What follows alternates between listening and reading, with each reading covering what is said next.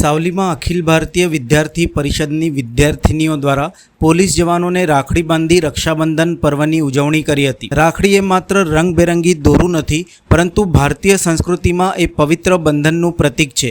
રક્ષાબંધન પર્વે બહેન ભાઈના કાંડા પર રાખડી બાંધીને તેના દીર્ઘાયુ, સુખ, સમૃદ્ધિ અને રક્ષણની પ્રાર્થના કરતી હોય છે। ભાઈ બળવાન બને, મજબૂત બને અને કપરા સમયમાં પણ બહેનના રક્ષણ માટે વચનબદ્ધ રહે, એ ભાવના આ પાછળ રહેલી છે।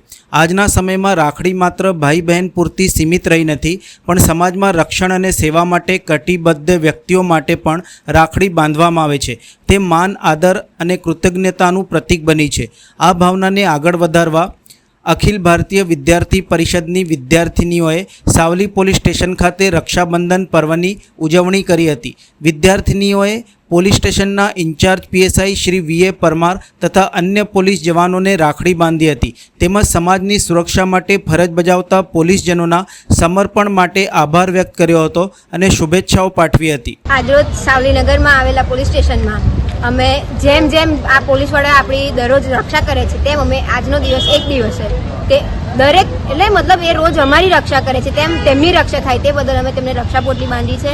રક્ષાબંધનની ઉજવણી કરવામાં આવે છે।